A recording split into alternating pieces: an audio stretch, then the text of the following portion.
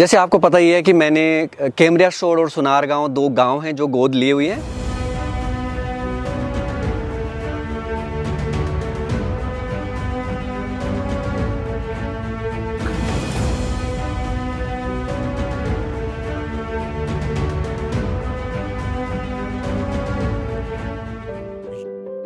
कहते हैं कि अगर इंसान के भीतर सच्ची प्रतिभा और मेहनत करने का जज्बा हो तो सफलता देर से ही सही लेकिन मिलती जरूर है। इस कहावत को सच कर दिखाया है टिहरी जिले के देव रतूड़ी ने, जिन्होंने न सिर्फ देश प्रदेश में बल्कि विदेश में भी अपने हुनर का परचम लहराया है। टिहरी जिले के भिलंगना ब्लॉक की पट्टी केमर के ग्राम केमरिया सौड़ में जन्मे देव रतूड़ी आज चीन की फिल्म इंडस्ट्री का जाना पहचाना चेहरा है।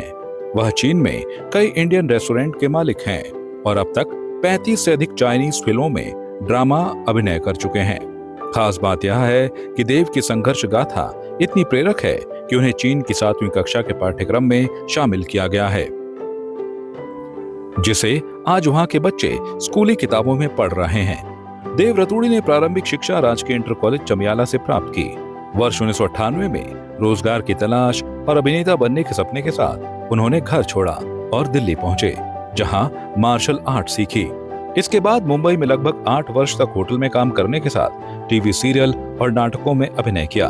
करीब 18 साल पहले देव एक वेटर की नौकरी के लिए चीन पहुंचे। मेहनत, प्रतिभा और हुनर के दम पर वह आज चीन के चर्चित कलाकारों में शुमार हैं। विदेश में पहचान बनाने के बावजूद देव रतूड़ी अपनी जड़ों से कभी दूर नहीं हुए। टिहरी की मिट्टी से जुड़ाव और अपने गांव के प्रति जिम्मेदारी का यही भाव अब मुख्यमंत्री पुष्कर सिंह धामी की पहल पर शुरू की गई गांव को गोद लें, एडॉप्ट अ विलेज योजना में भी दिखाई दे रहा है। दुनिया के अलग अलग देशों में रह रहे प्रवासी उत्तराखंडी इस अभियान से जुड़कर यह साबित कर रहे हैं कि भले ही उनकी कर्मभूमि विदेश हो, लेकिन उनकी सोच और संवेदनाएं आज भी अपने पहाड़ और गांव के साथ हैं।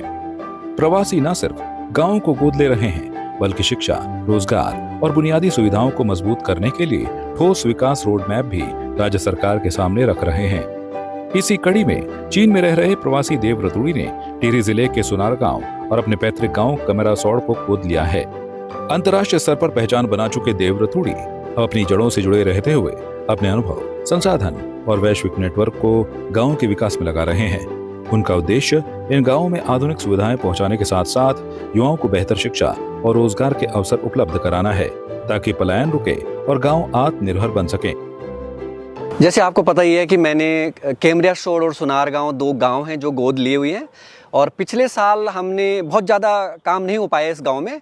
हमने जो रंगाई वगैरह से वहाँ से शुरू करा था। सरकार की तरफ से भी हमें हर संभव सहायता मिल रही है कोऑर्डिनेशन में, जितने भी डिपार्टमेंट हैं। जैसे कि वहाँ पर सोलर का हमारे गांव में ऑलरेडी लग चुका है। सारा गांव हमारा एक ही रंग में रंग चुका है। और जो हमारा स्कूल है उसमें हमने सारा जो बेसिक सुविधाएं हैं वो मैंने अपनी तरफ से उनकी जितनी हो सकती है हेल्प की है हमने।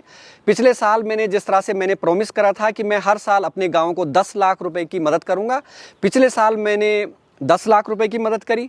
इस साल में भी हम लोग लगभग 10 लाख रुपए की मदद आधा हो चुकी है, आधा इसी महीने होने वाली है, जिसमें कि हम स्वरोजगार पे ज़्यादा ध्यान दे रहे हैं। इसके साथ ही देव रतूड़ी गांव के युवाओं को आत्मनिर्भर बनाने की दिशा में लगातार प्रयास कर रहे हैं। उनका मानना है कि सही मार्गदर्शन और अवसर मिलने पर ग्रामीण युवा भी बड़े स्तर पर अपनी पहचान बना सकते हैं। इसी सोच के तहत विकासखंड भिलंगना के राजकीय प्राथमिक विद्यालय में रोजगार एवं सेवा शिविर का आयोजन किया गया। इस शिविर का उद्देश्य गाँव के युवाओं को रोजगार और स्वरोजगार से जुड़ी योजनाओं की जानकारी देकर उन्हें जागरूक करना था। कार्यक्रम में ब्लॉक प्रमुख राजीव कंडारी मुख्य अतिथि और नगर पंचायत अध्यक्ष चमियाला गोविंद सिंह राणा विशिष्ट अतिथि के रूप में मौजूद रहे। सुनार गांव को गोद लेने वाले प्रवासी उत्तराखंडी एवं रतूड़ी फाउंडेशन के संस्थापक देव रतूड़ी के प्रयासों से आयोजित इस शिविर में 13 विभागों ने प्रतिभाग किया।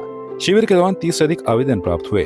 वहीं लगभग 250 लोगों को केंद्र और राज्य सरकार की कल्याणकारी योजनाओं, स्वरोजगार और रोजगार के अवसरों की विस्तृत जानकारी दी गई। मौके पर ही कई समस्याओं का समाधान भी किया गया, जिससे युवाओं में नया आत्मविश्वास देखने को मिला।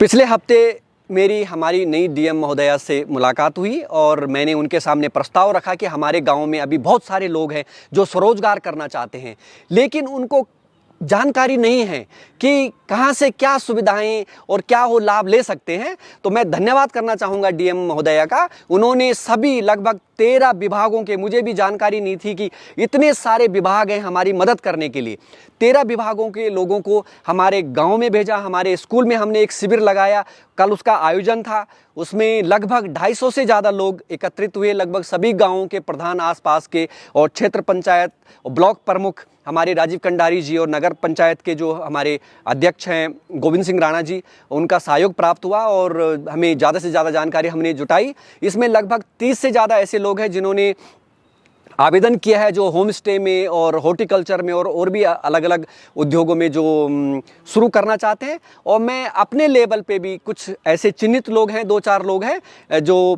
चाइना से वापस आए हैं मेरे साथ में, तो उनकी मैं पर्सनली भी हेल्प कर रहा हूँ ताकि कुछ लोग इसकी शुरुआत करें और एक बेस्ट एग्जाम्पल बने।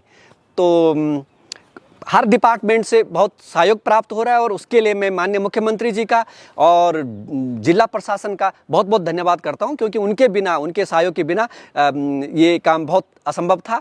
और मैं उम्मीद करता हूं कि इसी तरह से ये लोग सहयोग बनाए रखें और ताकि हम एक आदर्श जो गांव है उसको एक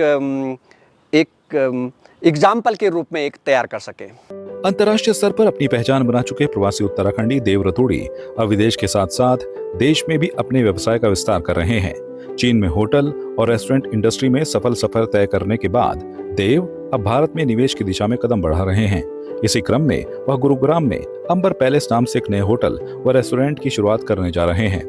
देव रतूड़ी का मानना है कि विदेश में अर्जित अनुभव और संसाधनों को देश में निवेश कर न सिर्फ रोजगार के नए अवसर पैदा किए जा सकते हैं, बल्कि स्थानीय युवाओं को भी आगे बढ़ने का मंच मिल सकता है। देव रतूड़ी की कहानी संघर्ष, मेहनत और अपनी जड़ों से जुड़े रहने की प्रेरक मिसाल है। पहाड़ के एक छोटे से गांव से निकलकर अंतर्राष्ट्रीय पहचान बनाने वाले देव ने साबित कर दिया कि सच्ची लगन से कोई भी मुकाम हासिल किया जा सकता है। विदेश में सफलता के बावजूद वह अपने गांव और समाज के लिए लगातार काम कर रहे हैं। उनकी पहल से युवाओं को नई दिशा, आत्मविश्वास और अपने सपनों को पूरा करने की प्रेरणा मिल रही है। संवाद 365 के लिए संजय रावत की रिपोर्ट। आपकी इस पर क्या राय है, हमें कमेंट कर जरूर बताएं। इसके साथ ही आप हमारे YouTube चैनल को सब्सक्राइब कीजिए। आप हमें Facebook, Instagram, Twitter पर फॉलो भी कर सकते हैं और संवाद 365 के साथ एक क्लिक में जुड़ने के लिए डाउनलोड कीजिए संवाद 365 ऐप।